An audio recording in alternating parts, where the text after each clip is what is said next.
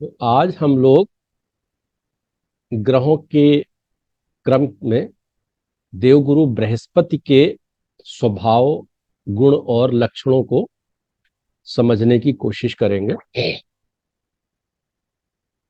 अभी तक हम लोगों ने सूर्यदेव, चंद्रदेव, मंगलदेव, बुधदेव, चार ग्रहों के बारे में कुछ समझा है। आज हम लोग इस ब्रह्मांड के सर्वाधिक शुभ ग्रह देवगुरु बृहस्पति के बारे में समझेंगे। हम लोगों ने, जैसा कि एक छोटा सा मैंने राइटअप आप लोगों को ग्रहों, शुभ और अशुभ ग्रहों के बारे में दिया था, उसमें हम लोगों ने यह समझा था कि देवगुरु बृहस्पति और शुक्राचार्य, ये दो हमारे ब्रह्मांड के सर्वाधिक शुभ ग्रह हैं, जिसमें भी देवगुरु बृहस्पति प्रथम नंबर पर है और शुक्राचार्य जी द्वितीय नंबर पर है। दोनों में अंतर है। अंतर क्या है, जब हम लोग शुक्र ग्रह पढ़ेंगे तब इसके बारे में विशेष बताएंगे। लेकिन इतना हम लोग समझ लें या जानते हैं कि देवगुरु बृहस्पति ब्रह्मांड के सर्वाधिक शुभ ग्रह हैं। अगर हम लोग थोड़ा इसको एक इंग्लिश वर्ड में देखें, इनको कहा गया बेनिफिक प्लैनेट्स।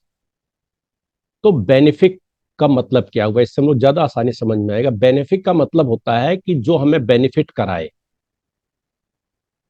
बेनिफिट का मतलब क्या हुआ, हम लोग देखिए, चूंकि भौतिक संसार में रह रहे हैं, यहां ज्यादातर जो है अर्थतंत्र का बोलबाला है, तो हम उसी को अपने लिए बेनिफिक मानते हैं जो हमें क्या कहते हैं, भौतिक वस्तुएं उपलब्ध कराएं, जो हमें कुछ दे।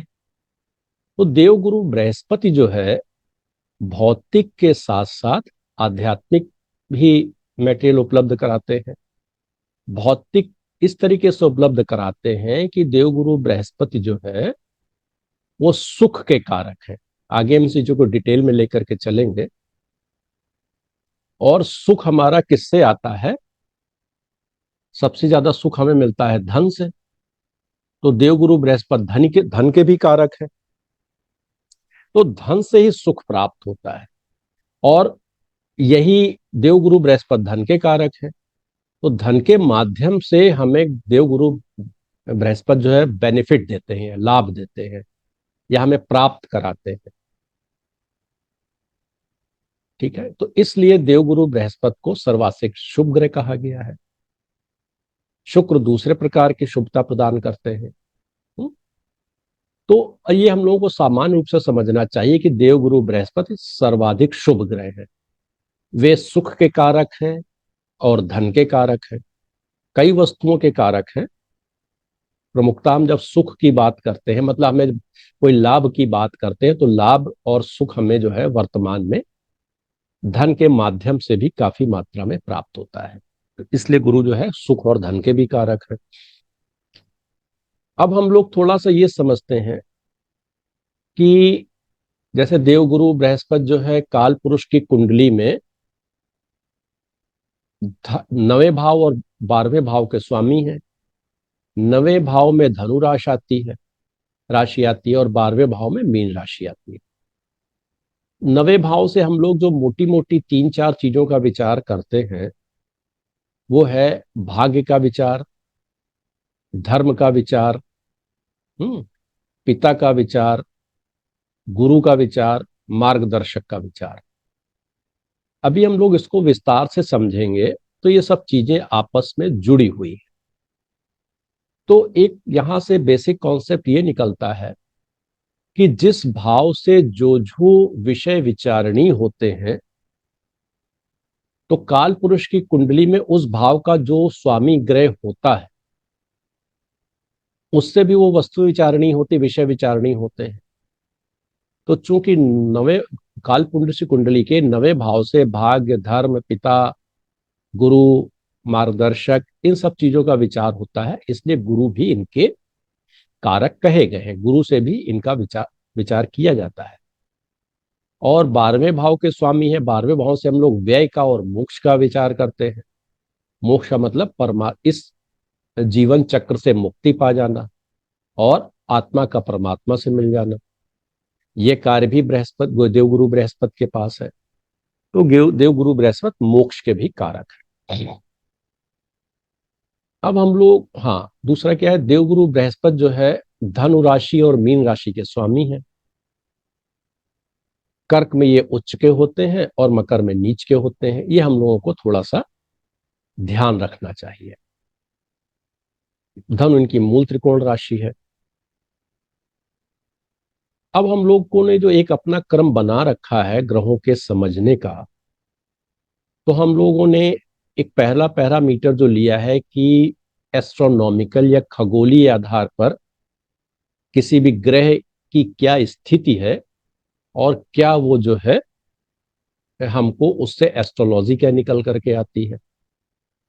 तो देवगुरु बृहस्पति जो है सूर्य के बाद जब बुध देव का परिक्रमा पथ है, उसके बाद शुक्राचार्य जी का है, फिर पृथ्वी का है। पृथ्वी के चारों तरफ चंद्रमा परिक्रमा लगा रहे हैं और पृथ्वी के बाहर की कक्षा मंगल की है, मंगल देव की। और मंगल से बाहर की कक्षा दूर की कक्षा देवगुरु बृहस्पति की है। अर्थात देवगुरु बृहस्पति जो है वो सूर्य से काफी दूरी पर है। जब कोई भी ग्रह सूर्य से जितनी अधिक दूरी पर होगा उसका परिक्रमा पथ बड़ा होगा। अर्थात वो सूर्य के जब परिक्रमा पथ बड़ा होगा तो सूर्य देव के पूरे एक चक्कर पूरा करने में गुरु को 12 वर्ष का समय लगता है।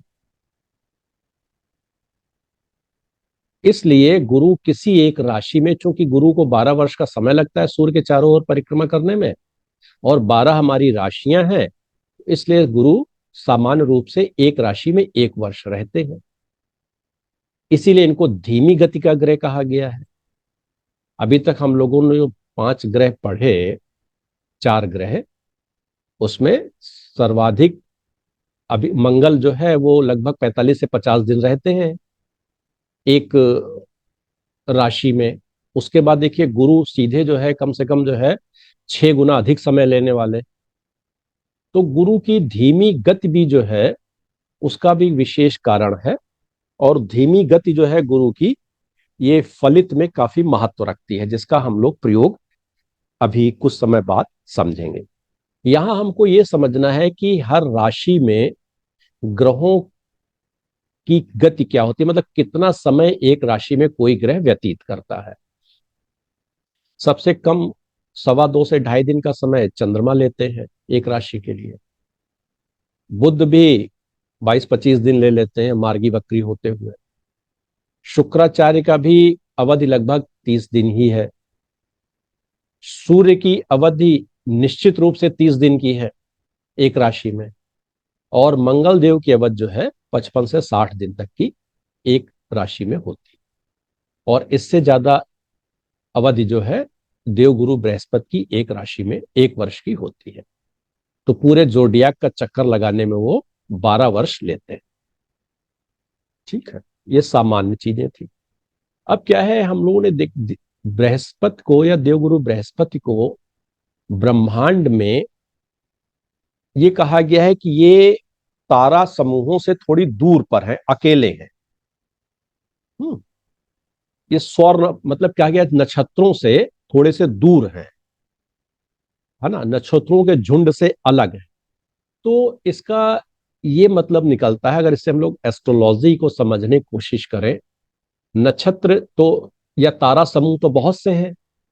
तारा झुंड नक्षत्रों का समूह, जिसमें कुछ समूह हमारे काम के होते हैं, जो 27 नक्षत्र हम लोगों ने लिए हैं, और बहुत से नक्षत्र जो हमारे अभी उपयोग के नहीं समझ में आए हैं, वो नक्षत्र उनकी भी संख्या हजारों में है। गुरु उन सबसे अलग है।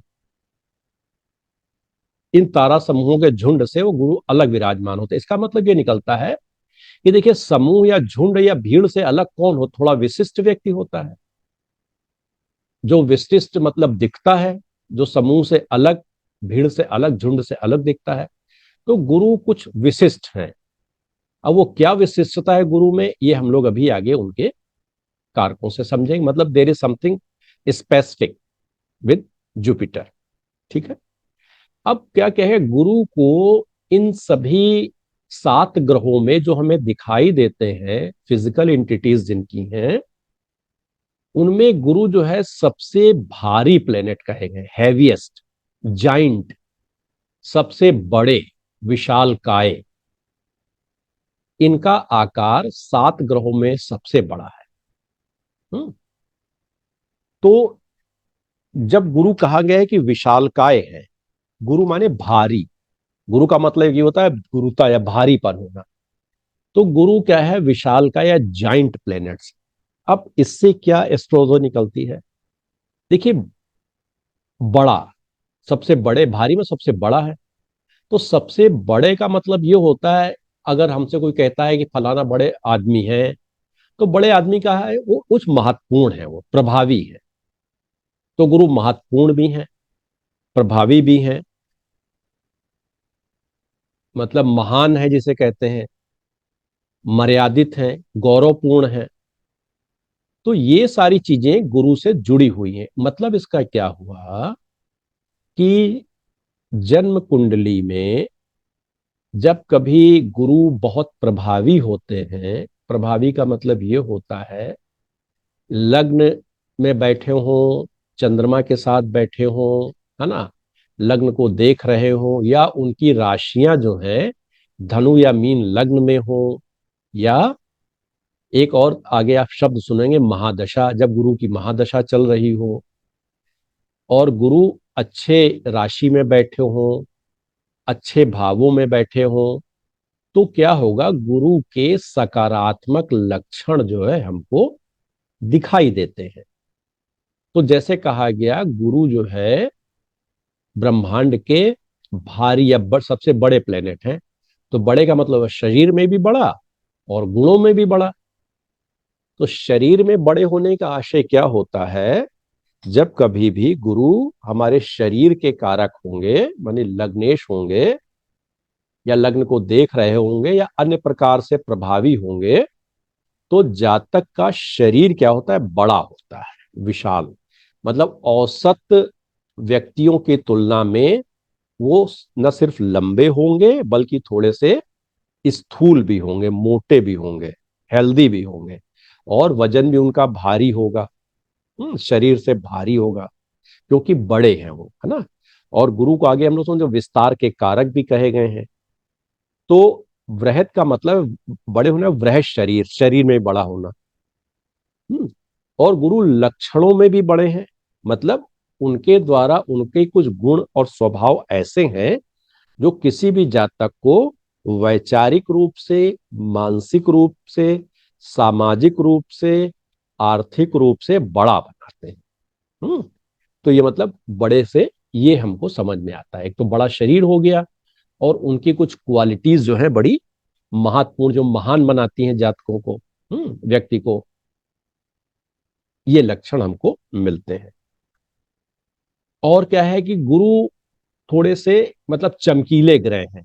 चमकीले का आशय ये है, देखिए सूर्य को सब सफेद ही सफेद दिखाई देते हैं, उनके प्रकाश के आगे सारे रंग छिप जाते हैं। सूर्य के 7 रंग जो है 7 ग्रहों के माध्यम से प्रकट होते हैं। चंद्रमा सूर्य की उपस्थिति में सफेद ही दिखाई देते हैं, अनुपस्थित में काले दिखाई देते हैं।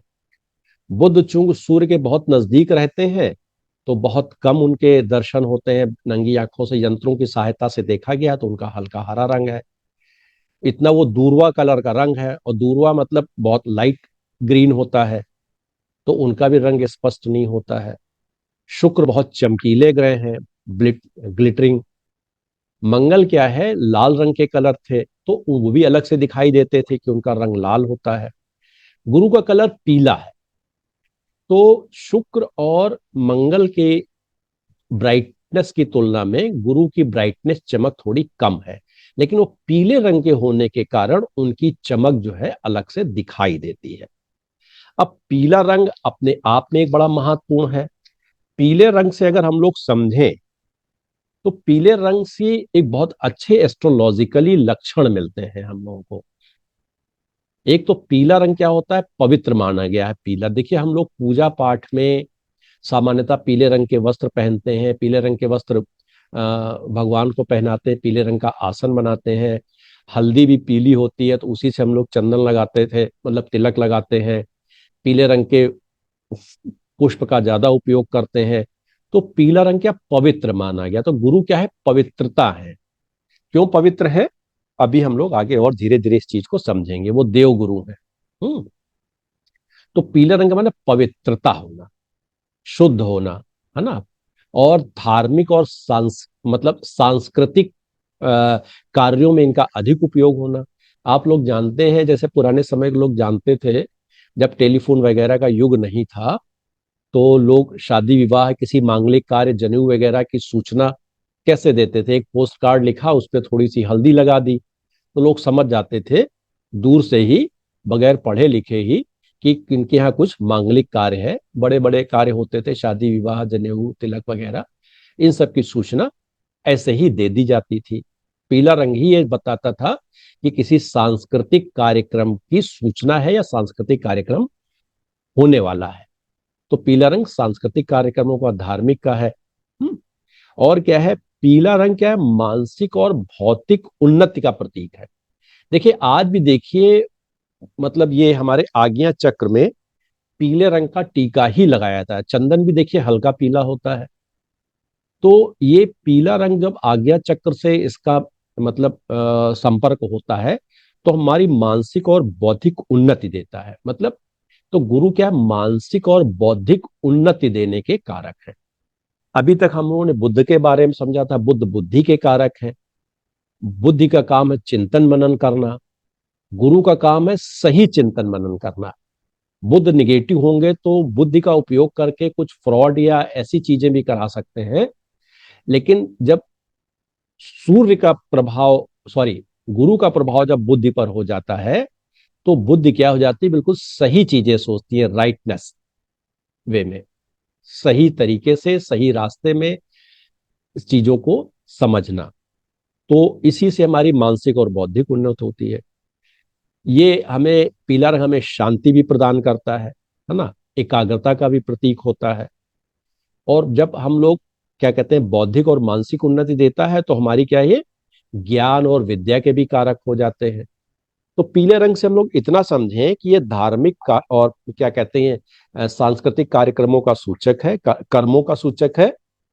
तो मतलब इसका ये हुआ है कि बुद्ध, जब कोई हमारे यहाँ धार्मिक कार्य हो रहा होगा, शादी विवाह, ऐसी बड़ी चीजें, तो निश्चित रूप से कहीं ना कहीं गुरु का योगदान अवश्य होगा। या ये कहें कि हम लोग गुरु के से प्रभावित जो समय होता है, उनके दिन हो या उनका समय हो, उसमें ये धार्मिक सांस्कृतिक कार्यक्रम करना अच्छा होता है। और क्या है, ये पवित्र होता है और हमें मानसिक और बौद्धिक उन्नति प्रकट प्रकट करता है। ठीक है। तो ये पीले रंग का हो गया, सुख शांति और क्या कहते हैं, उन्नति का प्रतीक ये हो गया। ठीक। तो ये हम लोगों को मोटी मोटी तीन चार चीजें जो है एस्ट्रोनॉमी से, खगोलीय शास्त्र के आधार पर हमको किसी फिजिकल एंटिटी देख करके ये हम लोग जोड़ सकते हैं। राइट। अब अगर हम लोग देवगुरु बृहस्पति को अन्य कारकत्वों के आधार पर समझने के पहले अगर हम लोग ये समझें कि गुरु को जो है देवताओं का गुरु कहा गया है। देवताओं के गुरु, आचार्य और पुरोहित। तो अब देखिए, देवता स्वयं में एक जो है बड़ी शक्तियां हैं, प्रभावी शक्तियां हैं, दैवी शक्तियां हैं। और उनके भी गुरु होने का मतलब यह है कि उनके गुरु और ज्यादा शक्तिशाली होंगे। किस चीज में शक्तिशाली होंगे, दैवीय शक्तियों में शक्तिशाली होंगे। तो गुरु का मतलब क्या होता है, महान, है ना, या आचार्य, अच्छा व्यक्ति। अगर हम बहुत सरल शब्दों में लें, तो गुरु माने जिस व्यक्ति में सबसे अच्छी जो है क्वालिटीज हो, सबसे अच्छे गुण हो। तो जो क्या कहते हैं, गुरु ग्रह जो है, उसमें भी सारी अच्छी क्वालिटीज है। अच्छा व्यक्ति, अच्छा आचरण, उनका चरित्र अच्छा होगा, है ना, वो महान आत्मा होंगे, श्रेष्ठ व्यक्ति होंगे। समाज में जिनका आदर होगा, उनका ज्ञान अच्छा होगा, है ना, वो आध्यात्मिक होंगे। आध्यात्मिक का मतलब हमेशा इस तरह लीजिए, बहुत सरल शब्दों में, कि हम सभी को अपने जैसा समझें। अपने जैसा समझने का मतलब है ह्यूमन बीइंग, कि जो चीज हम स्वयं के लिए नहीं चाहते हैं वो दूसरों के साथ ना करें। इतने को ही अगर हम लोग आध्यात्मिकता के संदर्भ में समझ लेंगे तो हमें काफी कुछ समझ में आ जाएगा। तो गुरु क्या है? आध्यात्मिक है, आचार्य है ना। वो हमें क्या कहते हैं? गुरु क्या होता है? संरक्षक भी होते हैं। अब संरक्षक का मतलब ये समझ लीजिए कि इसके हम एक दो, वैसे तो अगर हम लिटरेरी देखें तो संरक्षण का मतलब तो हमें प्रोटेक्ट करना। भाई गुरु बहुत सी चीजों को हमें सही रास्ता दिखा करके हमारा संरक्षण करते हैं, और मुसीबत के समय भी हमारा संरक्षण करते हैं। आप देखिए पहले क्या होता था, पहले के युग में बच्चों को आश्रम या गुरुकुल भेज दिया जाता था। वहां गुरु ही उनके माता पिता होते थे। हर तरीके से उनकी मतलब पालन पोषण, शारीरिक मानसिक रक्षा का दायित्व होता था। मानसिक रक्षा का भी और शारीरिक रक्षा का भी, बाहर के लोगों से रक्षा करना। तो इसलिए गुरु को इस रूप में महान संरक्षक भी कहा गया है। या हम लोग इस तरह समझ सकते हैं कि गुरु हमें ज्ञान दे करके हमारा संरक्षण करते हैं, क्योंकि ज्ञान की प्राप्ति होते ही हमारी सारी दुविधाएं आशंकाएं दूर हो जाती हैं। और जब दुविधाएं आशंकाएं दूर हो जाती हैं तो हम सही रास्ता चुनते हैं किसी भी काम करने के लिए। और सही रास्ते को चुनने से हमें कभी कोई कष्ट नहीं होता है, हम कभी मुसीबत पे नहीं पड़ते हैं। इसलिए गुरु जो है संरक्षक है, ज्ञान के संरक्षक है। और भी इसको बहुत लिटरेरी वे में कहा गया है कि गुरु अगर आपकी पत्रिका में प्रभावी है, प्रभावी क्या है मतलब किसी तरीके से पत्रिका के लग्नेश हैं, या लग्न को देख रहे हैं, या लग्न में बैठे हैं, या गुरु की दशा अंतरदशा प्रत्यंतर दशा चल रही है, तो गुरु आपकी बगैर जानकारी में आए, मतलब दैनिक जीवन में हमारी जानकारी में आए बगैर गुरु हमारी अनेक रूप से मुसीबत से बचाने में सहायता करते हैं, दैवी शक्ति के रूप में। कैसे? अब देखिए, क्या एक दो उदाहरण इसी किताब में लिखे हुए हैं, और बहुत से उदाहरण हम लोगों ने खुद सामान्य रूप से भोगे हैं। कहा यह कि एक जैसे चौराहे में रेड लाइट हो जाती है, तो रेड लाइट में क्या होता है ना कि सारे वाहन रुक जाते हैं। अब जैसे कोई वाहन, दो पहिया वाहन रुका, और जैसे ही उसे ग्रीन लाइट, उसे चलना था लेकिन वो स्टार्ट नहीं हो पा रहा था, पीछे से एक जीप आई, उसने हल्का सा उसे पुश कर दिया अचानक। ना वाहन चालक की गलती से ही पुश हुआ, ब्रेक देर से लगी, वो पुश हो गया, और वो क्या हुआ, बाइक स्टार्ट हो गई। तो ये गुरु का काम है। मतलब बगैर, ये तो एक स्थूल उदाहरण है, ऐसे बहुत से ऐसे उदाहरण आपके सामने आएंगे जब आपको लगेगा कि हमारी कोई सहायता नहीं कर रहा है, कोई दैवी शक्ति है, उसने आपको उस मुसीबत से निकाल लिया। एक और उदाहरण दिया गया है कि जैसे सपोज किसी अंधेरे स्थान स्थान में कुछ जो है चोर उचक्के टाइप के लोग जो है, वो किसी व्यक्ति से जो है उसके पैसे वैसे छीन रहे हैं। इतनी देर में एक सायरन बजाती हुई पुलिस की गाड़ी उधर से निकली, और चोर भाग गए, और पुलिस ने देखा वो आदमी जो है अकेला खड़ा हुआ, उसको मतलब गाड़ी में बिठा को सही जगह छोड़ दिया। What is this? ये सब क्या है? गुरु का प्रभाव है। अगर गुरु की किसी तरीके से अगर अंतरदशा चल रही है, उनका समय चल रहा है, या लग्न या लग्नेश है, तो गुरु इसी प्रकार से जो है अनजाने में हम लोगों की मुसीबत से जो है सहायता किया करते, इसलिए उनका संरक्षक, बचाने वाले। ठीक है। तो देवताओं के गुरु होने से क्या हुआ कि देवता चूंकि स्वयं एक दैवी शक्ति है, तो उनके गुरु होने का मतलब गुरु में महान आध्यात्मिक या महान ज्ञान का बल, उनका बहुत ज्ञान है। देखिए, सूर्य को ज्ञान का सागर कहा गया। हम लोगों ने बार बार कहा कि सूर्य प्रकाश है, प्रकाश का ज्ञान है, लेकिन सूर्य उसी ज्ञान को बृहस्पति देव के माध्यम से हमारे जीवन में भौतिक सुख उत्पन्न करने के लिए देते हैं। ये बड़ा गूढ़ वाक्य है, इसको समझ लीजिए आप लोग। सूर्य तो अप्रत्यक्ष है, प्रत्यक्ष इन द सेंस कि हम लोग कहते हैं कि वहां प्रकाश है, प्रकाश में ज्ञान है। ज्ञान का प्रकाश है। लेकिन हम तक कैसे पहुंचता है वो, उसको पहुंचाने के एकमात्र माध्यम देवगुरु बृहस्पति हैं। उनका ज्ञान जो है हमारे पास, सूर्य देव का ज्ञान बृहस्पति के माध्यम से हमें भौतिक उपलब्धियों को प्राप्त कराने के लिए हमें मिलता है, प्राप्त होता है। तो इसीलिए गुरु को ज्ञान का कारक कहा गया। सूर्य देव से ज्ञान लेकर के वो हम तक पहुंचाते हैं।